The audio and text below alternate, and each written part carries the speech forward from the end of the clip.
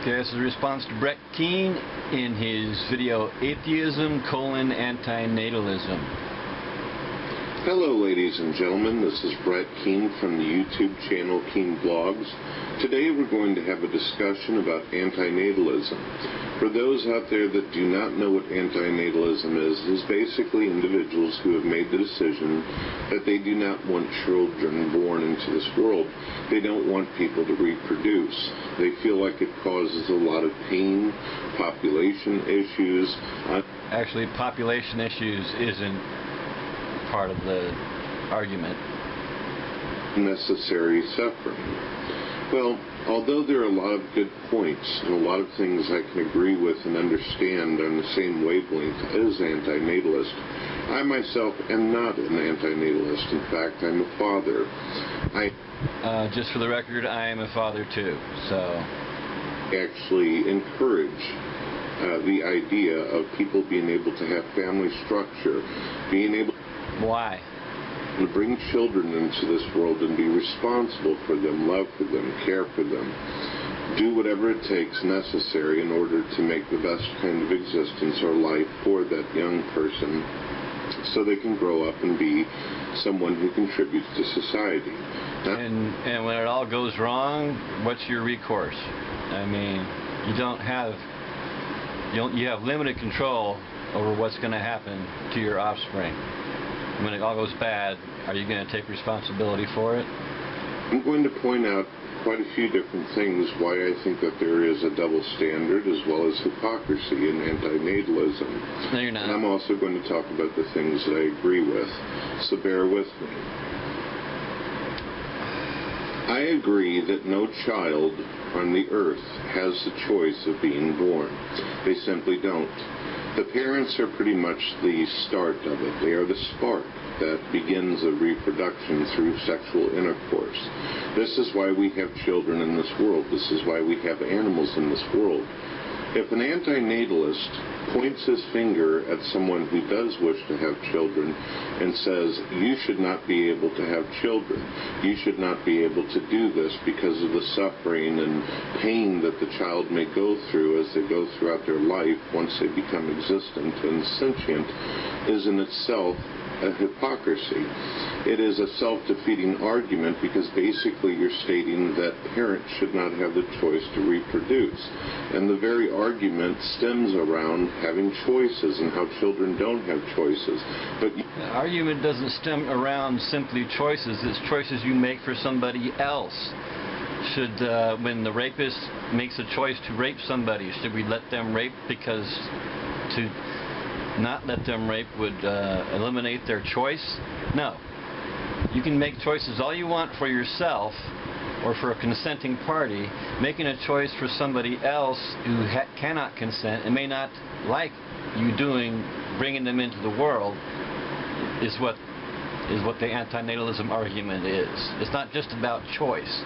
Should we let the bank robber rob a bank because he chooses to? It's not. You can, like I say, you can choose for yourself. When you roll the dice for somebody else, when you draw straws for somebody else, that's what's wrong. You want to take human beings' choices away of being. See? We're not taking away choices. We're taking away a particular choice. A choice that will cause harm to one degree or another, and sometimes a lot of harm, and sometimes you will produce the child will grow up and become an antinatalist and say, why the hell did you bring me into this screwed up world? And then what do? There's no undo button. To actually have children. So in that's a self-defeating argument. Next. No, it's not a self-defeating argument. I swear you made a video defending antinatalism one time. I'm wondering what happened here. You're bringing up the same old stuff. I'm sure you've heard this countered before. Again, although it's true that a child doesn't have any choice to come into this world, the child has no choice but to be able to have the parents have sexual intercourse and for it to exist. If parents do not have sexual intercourse, then a child has no choice at all. It will simply remain not. Now, if they don't have sexual intercourse, there just won't be any child. Okay? Non-existent. It will simply not be and have absolutely no choices whatsoever. And why does that matter? How does not fertilizing an egg cause harm? I mean,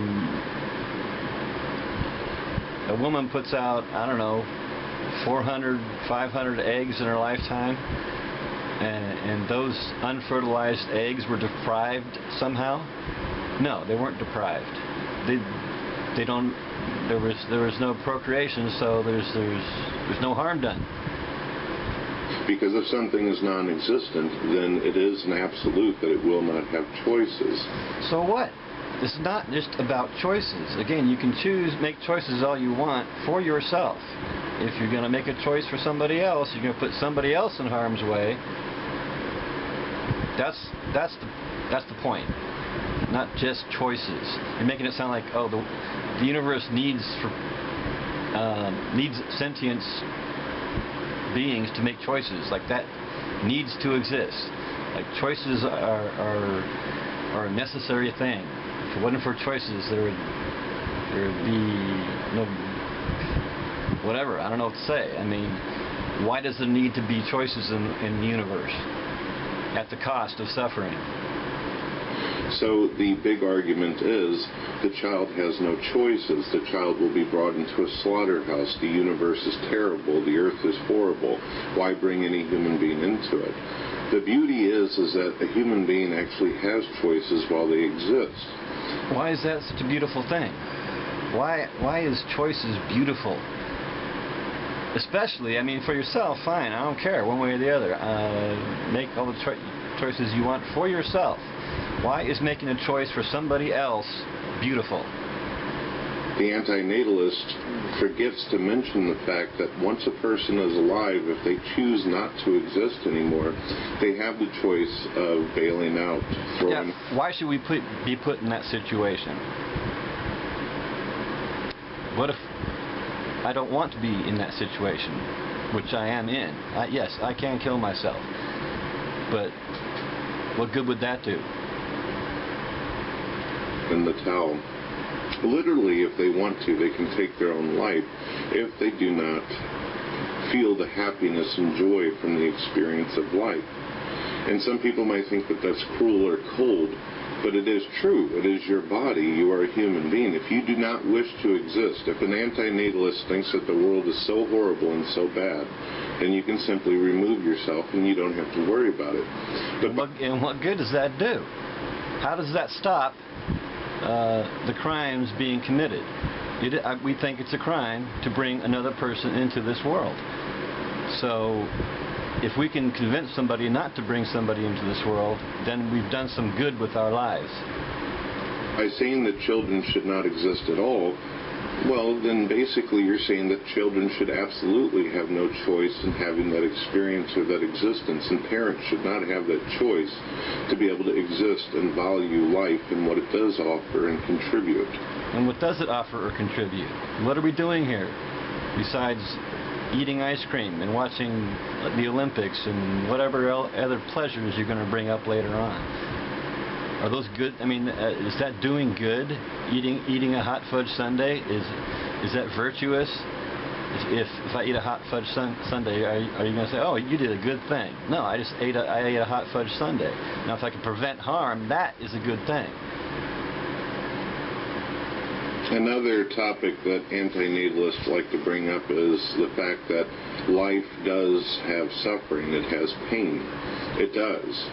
But it also has many other things that you can enjoy. So what? Again, so you can enjoy something. How does enjoying something make you a good person? How does, again, eating a hot fudge sundae, does that make you a good person? No. Preventing harm makes you a good person. Your pleasure is nothing.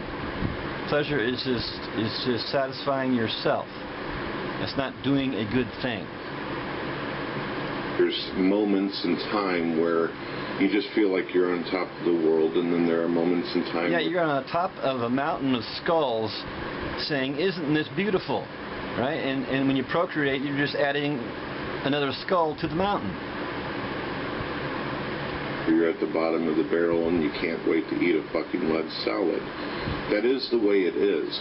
Yeah, that is the way it is. And you think it's okay to bring another person into that existence. But only through life will you get to have that moment. Will you be able to consciously exist? If it wasn't for life, if it wasn't for existence, the antinatalists simply wouldn't exist themselves. Because it's a self-defeating argument. If a person who is an antinatalist says, I don't want there to be children, I don't want reproduction because this world is so bad, then you have to ask them, then why do you exist? Why? We exist to prevent more crimes against new sentient creatures. And again, I'm a father. I have a wife. Do you think they'd appreciate it if I just killed myself? I mean, my wife's sister killed herself, and nobody was happy about that. It just increased suffering. So killing myself would only increase suffering, and I wouldn't be able to make the argument not to bring more people into this world. You've heard the Frankenstein argument, I'm sure you have. You got Frankenstein knocking out people, and 9 go out the front door happy, but 1 goes out the back door, tumbles down the hill into a ditch where all the other Frankensteins are, saying, why are we here? This existence is miserable. Should we just kill ourselves, or should we at least go talk to Dr. Frankenstein, ask him to stop the machine so that the Frankensteins won't build up in the ditch? I probably butchered that, but I'm sure you've heard that one. Are you here? And they're going to say, well, I am here because my parents had sexual intercourse. That's why I am here. And the antinatalist wants to stop procreation because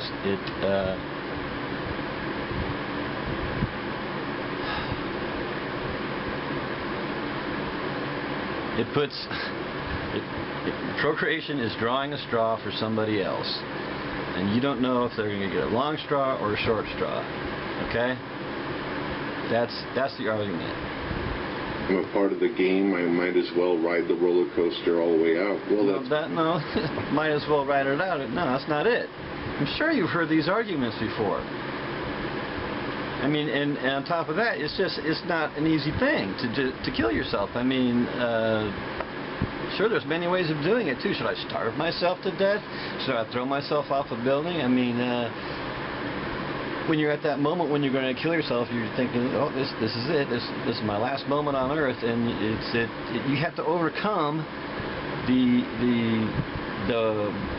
hardwired will to survive. So this might as well ride it out thing is ridiculous. It's horseshit. You're basically saying that you value life more than you value death and non-existence. You have... No, well, I've already explained it. Made a choice. You have made a choice to exist and live and enjoy this life just... No, it's not. I mean, well, the antinatalists can enjoy as much as they can, but that's not why they're staying here to enjoy. I've already said the reasons why. Which is anybody and whatever it has to offer you, or whatever you have to give it. So by sitting there saying that other people... Yeah, we do have something to offer, as I've already explained. Human beings should not have a choice. Again, you're a self-defeating argument within yourself. No. Again, anybody can make choices for themselves all they want. It's not simply about making choices. Some choices are good, some choices are bad. especially if you're making a choice for somebody else. That's bad. I understand a lot of antinatalists are going to get angry and you're going to get pissed off by what I'm saying. Hell, I might even lose some friendships over this. Well, and the only reason we would is because you're being ridiculous. I mean, you're claiming we're being ridiculous, but you're making the same old arguments that have been countered over and over again. But again, you'll make that choice. You will make the decision that you don't agree with people, you don't like the way people do things, you don't like when people go against your thoughts and ideas, then you will make the ultimate choice of how you represent yourself and do things in the future to come. Now on to some more topics. It seems more rational to me that if you have a dog and this dog has fleas, the fleas are causing aggravation for the dog. It's irritating the dog. It's causing pain and suffering for the dog. So what is the most rational, logical thing? You bathe the dog, you take care of the dog, and you make sure that the fleas go away. To sit there and say that the solution is to take out dogs completely, to make it to where dogs don't exist so they don't have to worry about flea problems, is absolutely ridiculous. It's almost as if you're encouraging the genocide of humanity. Oh, the genocide of humanity. No, genocide picks on specific nations or religious groups or something like that. What we are talking, antinatalism is against procreation. We're not saying go out and shoot as many people as you can, because that will just increase suffering. What we're saying is that, yeah, don't procreate. Don't make the dog. Don't breed dogs. If you bred that dog, you were wrong. Yeah, if the dog's already here, take care of its fleas. So what about the fleas? Do the fleas don't... you're saying we should just kill the fleas, right? Fleas have an existence. I don't know if, I don't think I'd want to be a flea, but they do exist. How is a flea more important than a dog? Or a dog more important than a flea? Or a human more important than a dog? It's almost as if you're saying that all dogs need to not exist because they may one day suffer and endure that of fleas. Well, yeah, we shouldn't breed dogs. Because dogs are sentient beings and they're going to suffer too, so you shouldn't breed dogs. But it doesn't matter to you that the dog might actually find enjoyment in being able to play with its bone, that it might find enjoyment at taking walks with its master or owner. And it might enjoy getting hit by a car. What? See? Owner. Well, sure. Some people might even make the argument that, hey, having an animal itself is some kind of form of slavery. It is. Having an animal against its choice. But animals are not sentient, just as fetuses themselves are not sentient. Fetuses do not become... Animals do have sentience.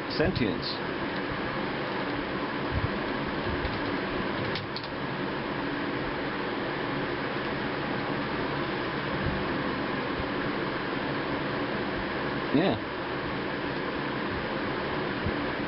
Sentient until they develop their brain, as well as their nervous system, as well as the ability to be able to become conscious. Who are you to be able to say what has more value? Exactly. Who are you? Who is anybody to say that the dog is more valuable than a human, or vice versa? Who in their right mind would think that death and non-existence has more value than that of life and the experience in moments? I'm not saying death has value. Death is Death is just what makes life futile. I mean, I don't look forward to death, per se, but I wouldn't have to face death if I wasn't brought into existence. So before you throw out the baby in the bathwater, No, there is no baby. Okay? What baby are you talking about? There's nothing... It's just all... what am I trying to say? Yeah, we're just making a mess. We're creating problems and then trying to solve the problem. Sometimes the problem doesn't get solved. We're creating need that doesn't need to exist. Just for what? Again, a hot fudge sundae? You're creating need that doesn't need to exist so that they can have a hot fudge sundae. you bring on the extinction of the entire dog race because of some fleas, think about the value of the dog. Think about the love of the dog as opposed to just wiping it out in order to have a permanent See, you talk about, you use things like wiping it out. I say, don't bring any more dogs into existence. It's not the same as wiping them out. That's preventing harm when you don't procreate. Solution, as you would call it, opposed to something that can temporarily be fixed and settle it all together. How are you going to fix it? You're going to fix the flea problem? Everyone has their bad moment. Everyone has their terrible experience in this world. Everyone has had their heart broken at least once. Yes, and therefore, is that a reason to procreate? That's what we're looking for, really, is a pro-natalism argument. Everything I see is trying to counter the antinatalism argument, and so far, you included, have failed. Why do you want to bring somebody into this world where you just described where everybody suffers? Why bring someone into a world where everybody suffers? Everyone has lost someone that they care about. Everyone has suffered some kind of pain or seen some kind of terrible condition. There isn't a day that goes by where you are not reminded of negative things in this world as well as positive. To sit there and say to yourself, well, it has no value in it because of negative experiences. No, we're saying that it's the negative experiences is the value. It's the negative. That's the only thing that has value is the negative experiences. The positive experiences are just ego gratification. Those things that are negative, we can actually learn something positive from them. We can learn that if we don't want there to be pain and suffering in the world, and suffering and pain, if you notice, seems to be usually self-inflicted. Bullshit. All pain and suffering is caused because we were brought into this world by somebody else. Natalism is the #1 cause of pain and suffering. Yeah, once we get here, we're probably going to make some bad decisions and we're going to suffer, but we wouldn't have to make those bad decisions if you weren't brought into this world in the first place. The worst kind of pain and suffering that people go through is the choices that they make and the people that they interact with. Humans usually know before they get themselves into a situation or in some kind of position what the discrepancies and what the problems are going to be. Except for when we're brought into this world, we don't get a preview. You don't get to look at the world and say, you know what, screw that, leave me the fuck alone. We don't get that choice. We're just forced into this situation, and yeah, we got to make the best of it, but it sucks. I myself, I knew whenever I did YouTube, I knew when I started I was going to deal with some aggravation. I knew that I was going to deal with disagreeable people. But I realized the value in education. I realized the value of what I could give and what I could offer. Why is it that human beings... What are you offering here? You haven't offered anything. You haven't really given a good argument for procreation. Feel that they want to sit there and make videos on YouTube talking about antinatalism, and is it really because they do it on a logical basis? Or do they? Well, we think so. I mean, you're rolling the dice for somebody else. Do you think that's a rational course of action? If you do, then can I roll the dice with your welfare? Do it because they think that it's rational, or do they do it because of their own personal suffering and pain? And that's very important. It's very... Well, I mean, like you said, everybody has suffering and pain. So, yeah, everybody has a sob story. I guess that would be the point. You're bringing a new person into this world, and they're going to have their own sob story. Is that a rational thing to do? Important to think about this. Is the reason why a lot of people who are antinatalists do it because of their own personal experiences. And even if it was just for our personal experiences, is that an argument for procreation?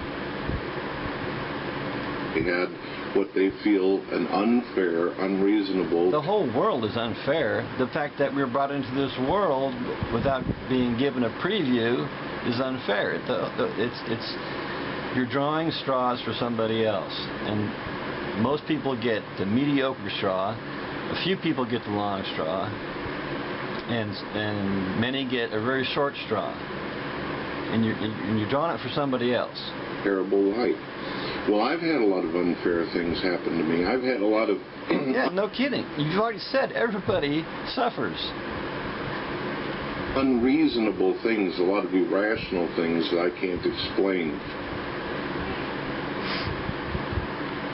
Okay, my wife got up early from her nap, so I might add to this later. I might upload it like this, but thanks for watching. Okay, let's go ahead and finish this off. I have a lot of things that have happened to me that cause me great amounts of stress and anxiety. But I realize... Okay.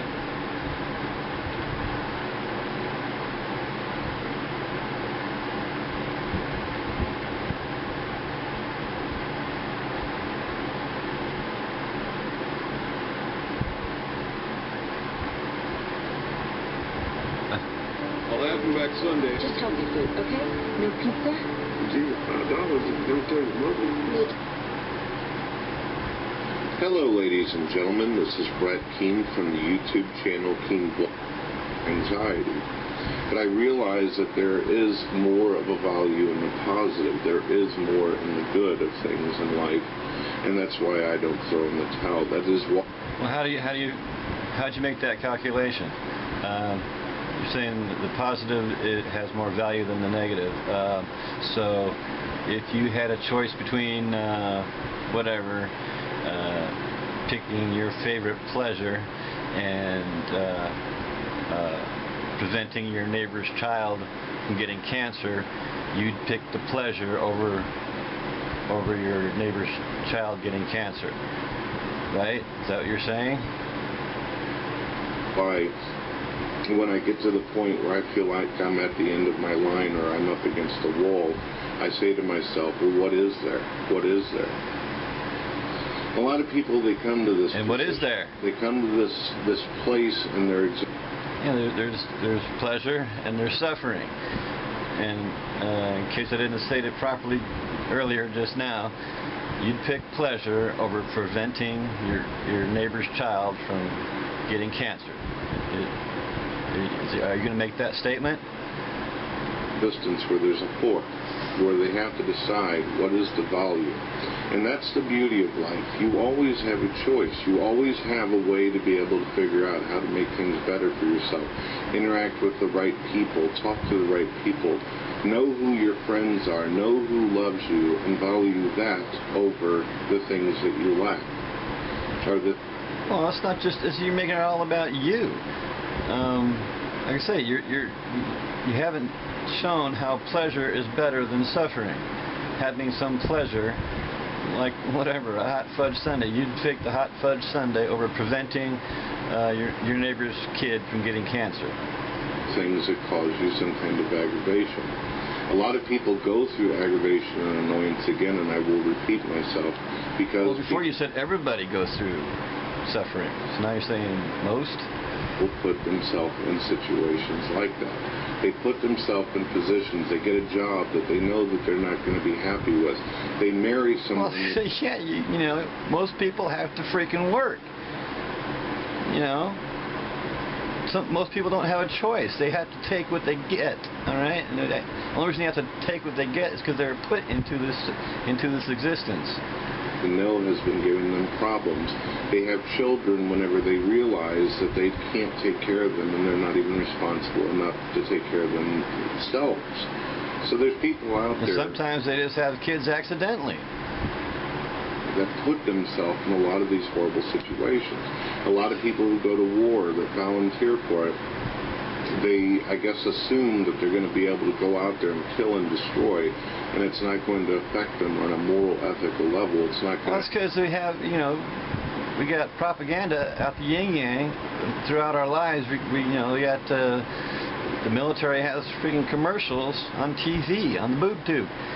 I was in the military for 6 years, and I shouldn't have, but I did it. And I thought I was being patriotic. I was doing my civic duty, but there was no reason for me to be in the military. It was, peacetime, but yeah. Cause them to have nightmares when they try to sleep because of all the things that they have put themselves into to experience. See, again, the only reason they're doing that is because they were put into existence, and then once they're in existence, they're subject to all this propaganda, and they do things they shouldn't do. It's a deterministic world, cause and effect. When you're surrounded by the natalism bias, patriotism bias, military is virtuous. Yeah, a lot of people are going to go there, especially when it's hard to find work. A lot of people know about what will cause you pain and suffering, but some people, they seem to get off on it. Some people like to take chances. Some people like to do things, and sometimes taking chances and risk in life is one of those things where you could really benefit. Yeah, if you want to take a risk for yourself, be my guest. When you take a risk for somebody else, you're wrong. And there's a big value in it. There's a lot you can learn, and sometimes when you take chances, you fail miserably. Yeah, and when you take chances with somebody else, and that somebody else has the miserable experience, and you're going to say, oh, well, you can just kill yourself. Causes a lot of suffering, but it's not unnecessary suffering. It is suffering that you knew could possibly happen. You knew the stakes whenever you did it. Yeah, procreation is one of those things. The stakes of being harmed are high. I mean, when you bring another person into this world, they are going to experience harm. That's a fact. You knew what the game was whenever you went with. Again, you don't know the game before you're put into it. You don't get a preview. You're just thrown into it. We are not in some kind of maze. We are not in some kind of confusing, pivotal moment where we just can't figure out what life is. Life is obvious. Life is understandable. Humans are predictable. So, to sit there... But you can't predict what's going to happen when you procreate. You have limited control of what's going to happen. Unforeseen events. Shit happens, and the shit's going to happen to somebody else when you procreate. It's not going to happen to you. And say that we're just kind of trapped in some kind of thing. I don't really believe that. I think that we pretty much understand our road right away. We know what we want, but sometimes when people get what they want, it's not enough, and people get greedy. And I blame that on society. I blame that on the way human beings are brought up. And you're going to bring another human being into that society, right? And the way people are educated, and the way people are put in these capitalist societies where they decide this is the way they want to do things. And unfortunately, people have to bust ass, people have to go through a lot of aggravation, but it's all because they've manufactured the very fucking problems that they have. Bullshit. You manufacture the problem when you procreate. You put somebody in a situation that's all fucked up, as you're stating throughout this video. You admit the situation's fucked up, but you're going to bring somebody into it. That's why problems exist in this world. That's why there's aggravation. Beyond nature and beyond the universe, human beings cause the biggest problem for themselves. No. Well, they cause problems for other people. When you procreate, you're creating a problem for somebody else.